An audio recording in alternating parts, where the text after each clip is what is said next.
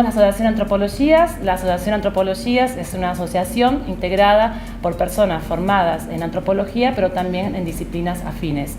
Uno de nuestros objetivos principales es hacer de puente entre la academia y lo que se denomina sociedad a la comunidad, o sea, llevar la antropología a la calle, que es lo que queremos. Trabajamos en diferentes proyectos educativos, socioculturales y de investigación, siempre desde una aproximación antropológica, pero buscando también colaborar con otras disciplinas y otros colectivos. Y con el objetivo de llevar el conocimiento académico de antropología a otros ámbitos. Uno de nuestros proyectos es la ruta Barcelona-Ciutat de Negrers, que es una ruta antropológica, también con contenido histórico, en el que recorremos diferentes lugares de la ciudad de Barcelona, concretamente del casco histórico.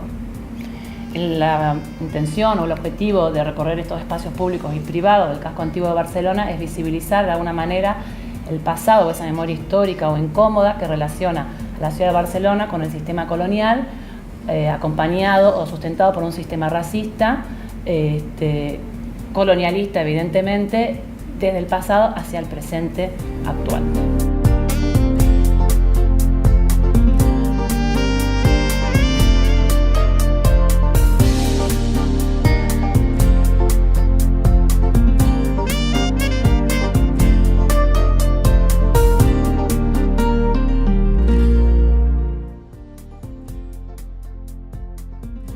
Yo formo parte de la asociación AMBIN, Asociación Antirracista de Madres Blancas con Hijos Negros.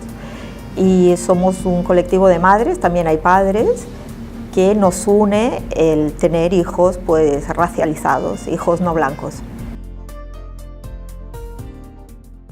Hacemos diferentes actividades. Por una parte, para crear comunidad con nuestros hijos, entre nuestros hijos racializados, todos no blancos.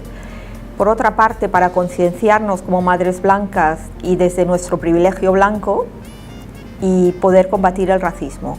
Y por otro lado, queremos hacer de puente con las asociaciones de personas racializadas. Nuestro principal proyecto es hacer una recogida de datos para visibilizar las situaciones de racismo en la escuela. Y esto se haría creando un formulario que luego se repartiría a las diferentes comunidades racializadas, contando con la colaboración de esas asociaciones y esos colectivos y también de asociaciones antirracistas.